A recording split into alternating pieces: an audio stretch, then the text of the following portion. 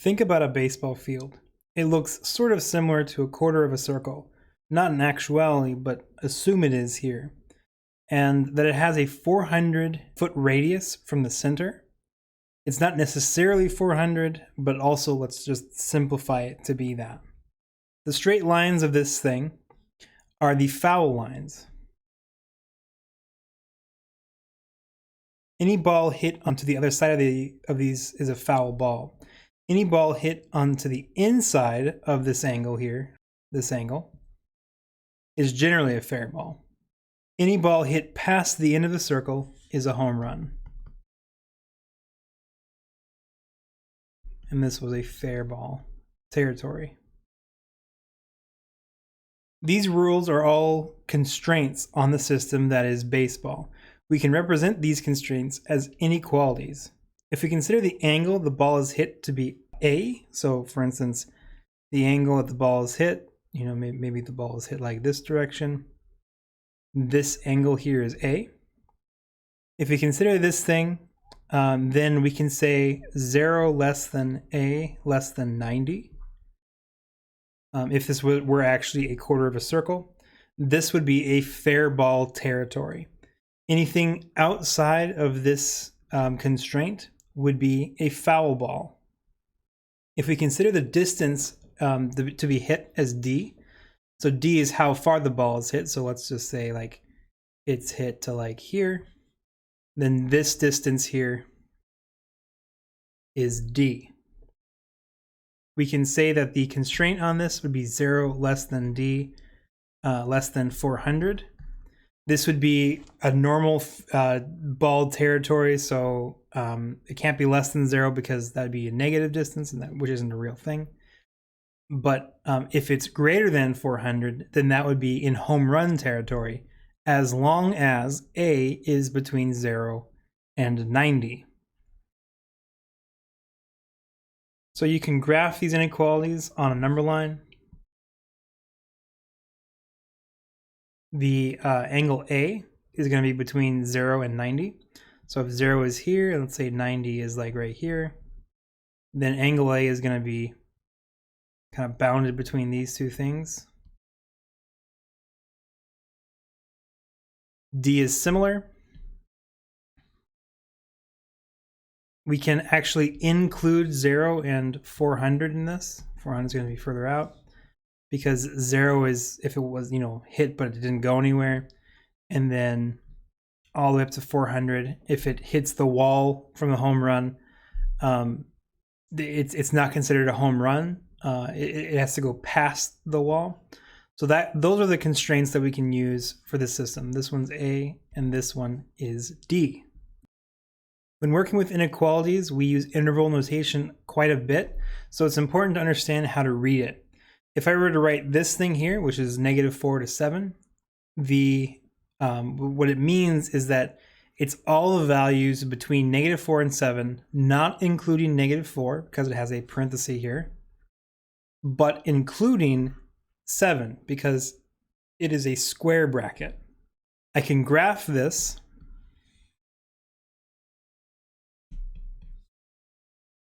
as the exact same thing, parenthesis on -4 and square bracket on 7. So that means that every value inside of this interval is what we're looking at, is what the variable, be it x or a or d or whatever, all the values inside this interval and including 7 are valid. I can rewrite this as saying the set of x such that x is greater than -4, but less than or equal to 7. These are all the exact same thing. It's just different ways of saying it. Now, in the interval notation, if infinity is used on one of them, which infinity is more like a direction, it just keeps going some direction. For instance, if I were to write 0 then to infinity, that's just continually going up and up and up and up. The interval for this thing is going to be from 0 up to infinity. You always use parentheses around infinity. That's because it will never reach infinity. It will only go towards it. So this is always going to be incorrect. Now, these are just sets of numbers, so we can do operations on them like we did with sets of real numbers. So for instance, if I did, -4 to 0 intersected with -2 to 1. What this is asking is, what is the intersection or the overlap of these two sets? One way that it can be very easy to solve this is to graph both of these things.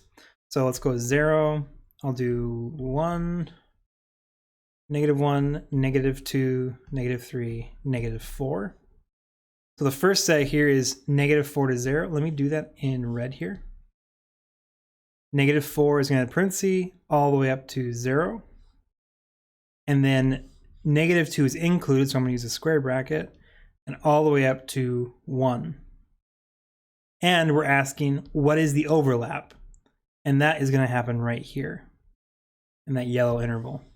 So we can see the interval is from -2 up to 0, but not including it.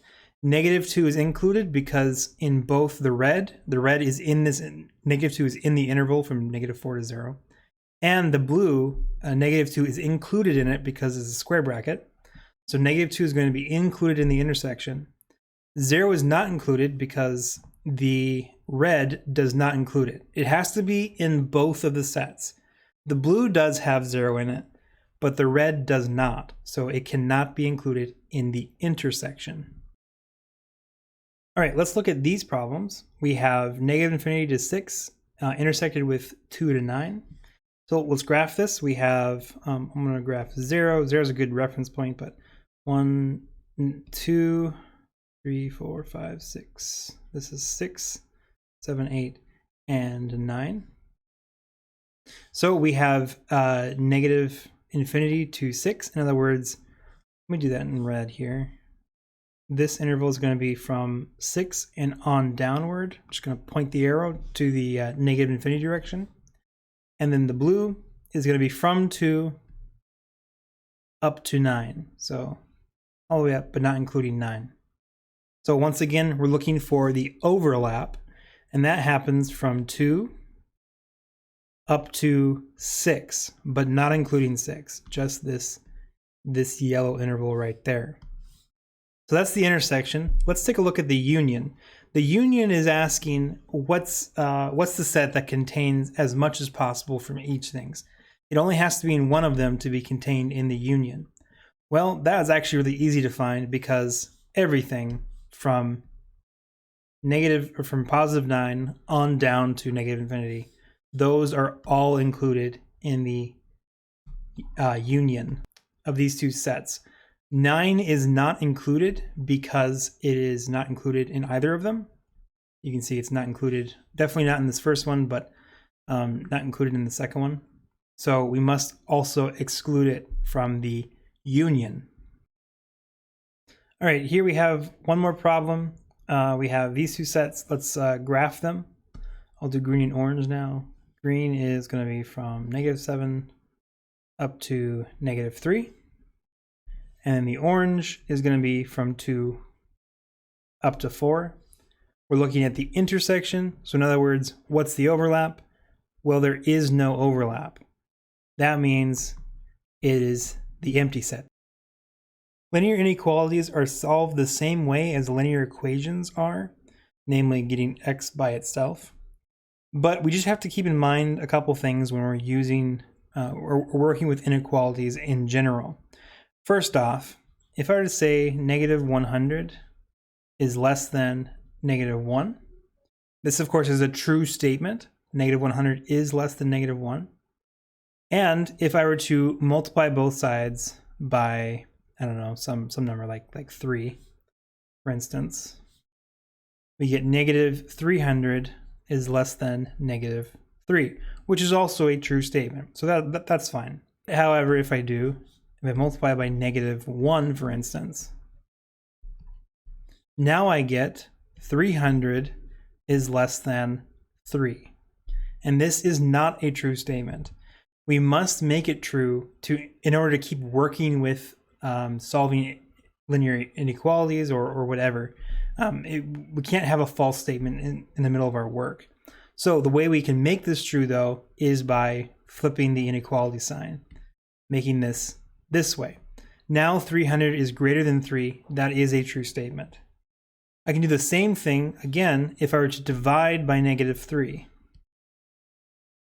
That gives me -100 is greater than -1. But this is, once again, not a true statement.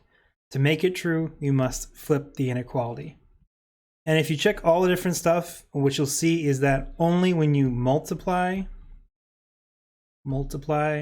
or divide by a negative number do you need to flip the inequality symbol. Make sure you keep that in mind when working with inequalities. When working with the linear inequalities, what we can do is we can visualize a line by moving everything over to one side or setting equal to 0. So I'm going to subtract 17 here, and that gives me 2x minus 12 is less than 0. By doing this, let's consider this left-hand side as a function. And so what we're asking is, when is the function less than 0? Or in other words, when is the function below the y-axis? Let's graph this and see. So here's the linear function graphed, 2x minus 12. And you can see that we have just a straight line, which is expected. It's a linear function. And right here at 6, this point right here is where the function has an x-intercept.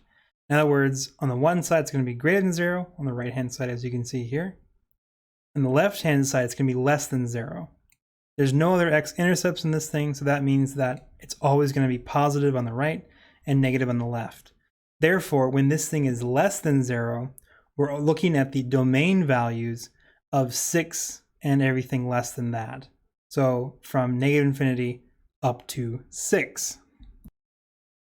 So our solution was -infinity up to 6. The nice thing about linear inequalities, like I said before, is that you can solve them by getting x by itself. So we don't actually need to graph this thing to solve it. We can subtract 5, giving us 2x less than 12, then divide by 2. It's positive that I'm dividing by, so I don't need to worry about flipping the inequality sign. And that gives me x is less than 6, but x is less than 6 is the exact same thing as saying from -infinity up to 6. If instead I were to have a strict inequality, or this is a strict inequality, an equality with an equal sign underneath of it, then what this would change is it would change to be -infinity up to 6 with a square bracket rather than a parenthesis. So in general, when solving these things, I wouldn't recommend moving it all over to one side to get a function and then graphing it. I think it's typically just easier to get x by itself and solve it that way. So just keep in mind that whenever you multiply or divide by a negative, we're going to flip the inequality sign. As long as you do that, then the rest of the process is the same as solving linear equations. So let's get rid of the parentheses and then combine like terms. We have 6x and x. That's going to give us 8x plus 3 greater than 7x. And then of course we also have 3 and 5. This is going to be 8. Now I can get x to one side by just subtracting 7x and then subtracting the 3 to the other side to get the number by itself. That gives me x greater than 5. So my answer, my interval notation, which is going to be from 5 up to infinity. Not including 5, right? This is a strict inequality, so we do not include 5. I can graph that really easily by just drawing 5. Same type of problem. Let's expand this thing to get 15 minus 5x less than or equal to 3x minus 1. I'm going to move the 15 to the right-hand side and move the 3x to the left. That gives me negative 8x is less than or equal to negative 1 minus 15 is going to be negative 16. And here I'm dividing by a negative number, negative 8. And that means I'm going to need to flip the inequality symbol. And that's going to give me negative 16 over negative 8 is going to be positive 2. So our interval notation is x is greater than or equal to 2. In other words, it's 2 or greater, like that, including 2, because this is not a strict inequality.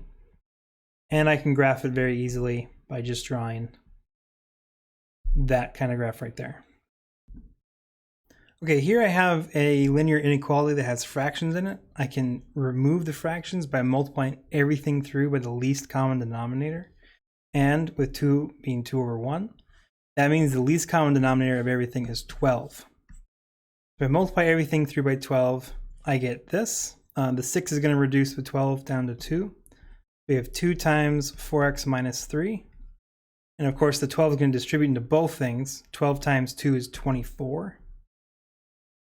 Less than or equal to, the 12s just cancel each other. We get 2x minus 1 on the right-hand side. Now I can solve this like I normally would. Distribute the 2. That's going to give us 8x minus 6 plus 24 less than or equal to 2x minus 1. I'm going to subtract the 8x and then add the 1 to the right-hand side. That's going to get the x by itself on the right, and then the numbers by themselves on the left. Negative 6 plus 24, that's going to be 18, plus 1 is 19. Less than or equal to 2 minus 8 is negative 6. And finally, we can divide by negative 6. And that'll give us x equal to, or x greater than or equal to, oh wait, always got to remember this. Whenever you multiply or divide by a negative, make sure you flip the inequality symbol. And this is going to give us negative 19 over 6. So negative 19 over 6 is greater than or equal to x. In other words, x is less than negative 19 over 6. This is the same thing as saying just flip everything around and you get the exact same expression. So these are equivalent, as it's called. That's the same thing as saying we have negative infinity up to negative 19 over 6. We do include it. This is not a strict inequality, so we do include the negative 19 over 6. And that's the same thing as graphing negative 19 over 6, including it, and going on down to infinity. All right, let's expand all of these parenthesis groups and combine like terms if there are some. 3 times 8 is 24. I get negative 20 plus 2x. 5x minus 5. We got some like terms on the left. We got 3x and 2x, and then negative 24 and plus 20. That's going to give us 5x. And then negative 24 minus 20 is going to be negative 44, greater than 5x minus 5. We can subtract x. And that's going to give us negative 44 is greater than negative 5. And because the variable canceled, as it did here, we have to ask the question, is this a true or is this a false statement? Is negative 4 greater than negative 5? No, it is not. It is false. Because we have a false statement, that means there is no solution. There are no x values, or no solutions. There's no values of x that you can plug into here that will ever make it true. It's just an inherently false expression. Another type of inequality that you may see is this kind of like 3-portioned inequality called compound. It's a compound inequality. It's actually 2 inequalities merged together as one thing. To solve it, what you can do is you can kind of ignore one of the sides. So let's just ignore this side for a moment. And let's solve this as a normal inequality. In other words, we're going to subtract 5 and we get x less than or equal to 6. Now, whatever you did, also do to this third side. We get 2.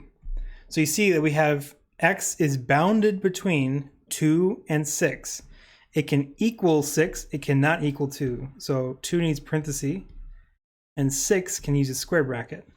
That's the same thing as looking at from 2 up to 6, this interval right there. Okay, here's another one. I'm going to add 4 first. Again, do it to every single side. That's going to give us, let's see, 1, -1/2 x in the middle, and then -2 on the left-hand side. And then I'm going to multiply by -2. That's going to cancel the -1/2. So multiply each side by -2. And whenever you multiply or divide by negative, right, we need to flip the inequality. So just make sure you flip them both. So we get greater than or equal to -2 times -2 is 4. X is on the inside, which is greater than 1 times -2 is -2. And you can see we do still have a true statement, right? -2 is less than or equal to 4. And X is bounded between those two things. So nothing's been falsified here. We're still good to go. This is the same thing as the interval from 2 up to 4. 4 is included, -2 is not. And the interval, in case you need to graph it, it just looks like this. Solving absolute value inequalities is much like solving their equations, but before you split them into a positive and negative equation, you need to check if it makes sense. So absolute value is a distance, and it can only be 0 or positive. So if I were to have the absolute value of x being greater than 1, what this is saying is that it's all numbers 1 unit away or more. And it's kind of located around the x position. So I can say this is two things. This is x less than -1 and x greater than 1. Those are the two inequalities that represent this absolute value inequality. If I were to say the absolute value of x is less than or equal to 1, this is the same thing as saying all values that are 1 unit away or less. It can also be equal to. So this is the same thing as saying -1 is less than or equal to x, and 1 is greater than or equal to x. And these can actually be combined. So these two things, these can actually be combined into one statement. -1 is less than or equal to x, which is less than or equal to 1. It's bounded. So if it's less than, if the absolute value is less than some number, it's bounded. If it's greater than some number, it has to be written as two separate inequality statements.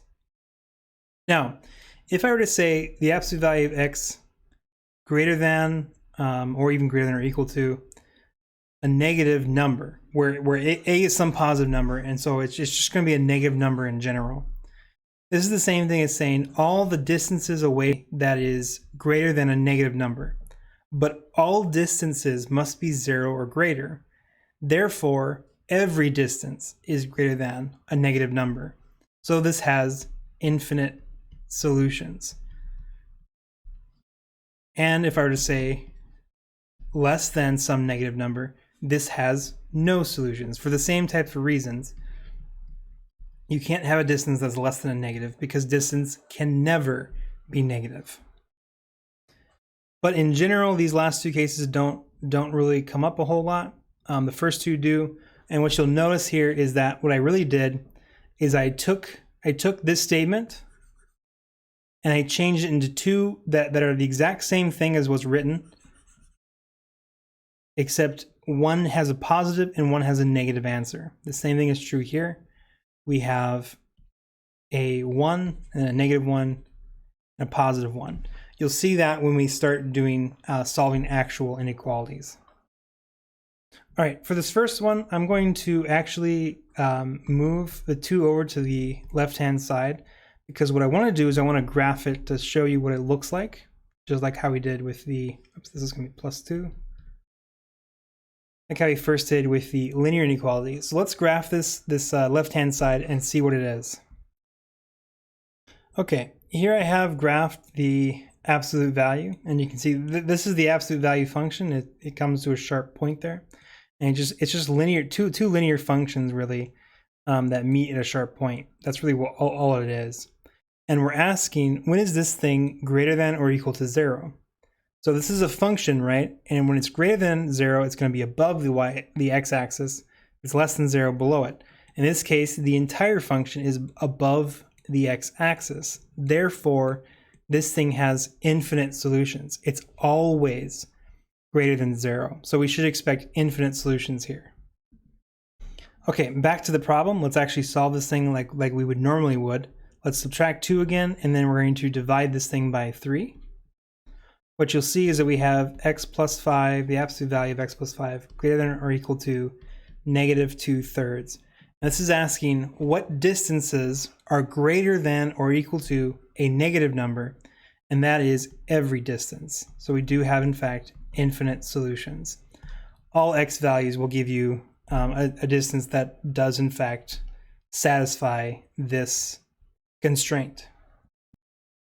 For this one, let's do the similar type of thing. Let's get everything over to one side and graph it just to kind of see what we should expect. I'm just subtracting the 7 over, and we're asking, what is this function, once again, greater than or equal to 0? And here is the function that we have. You can see that this time it is below the x-axis and above it, so we will actually have an interesting solution. We're asking, when was it greater than or equal to 0? So when is it above the x-axis? So that happens from -1.667. I'm sure that that's some kind of fraction there. And then 2.333, again, some kind of fraction. So it's going to be everything less than this first one, but greater than this second one, because that's the portions of the domain for this absolute value function. That's the portions of the domain where the function is above the x-axis. In other words, f of x is positive. Okay, let's see that here on the actual problem. I'm going to add 12 and then divide that by 2, giving us the absolute value of 3x minus 1. You need to have the absolute value by itself before you split the absolute value into two equations. So 12 divided by 2 is 6. And at this point here, let me make it a little bit clearer here what I'm doing. At this point, we can split this thing up into two equations. So the first one's going to be the exact same thing, 3x minus 1 less than or greater than or equal to 6. And the next one's going to be the same thing, but now we're going to flip the inequality and make the 6 negative. So you have to do those two steps, flip the inequality and make the one side negative.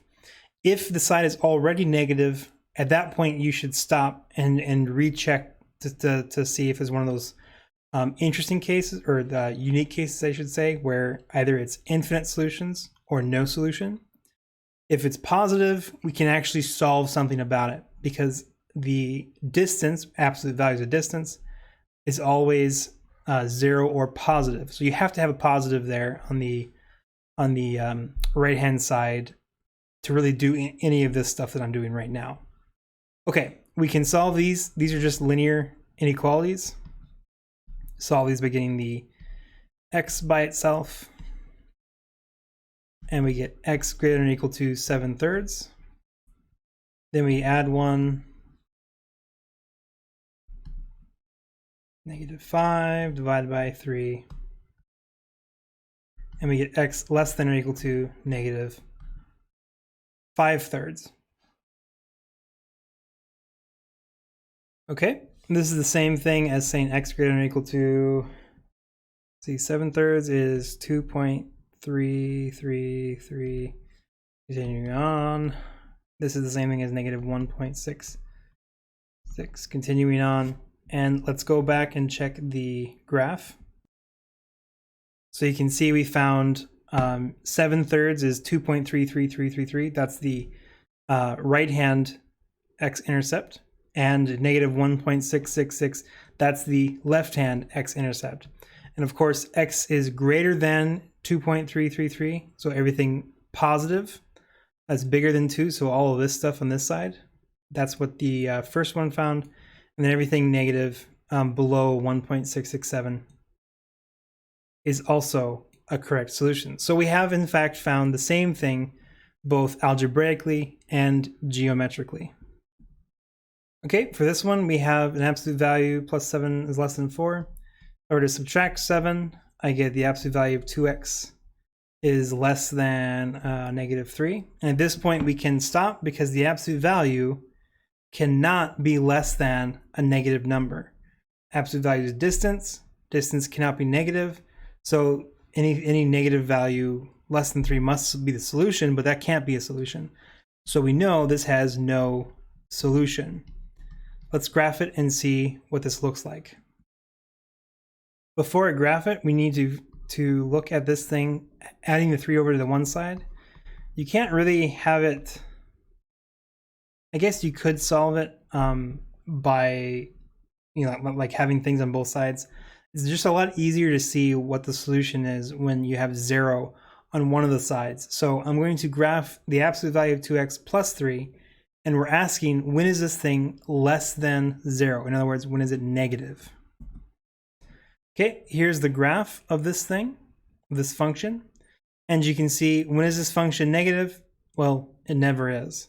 There is no solution to make this thing below the x-axis. It's always positive.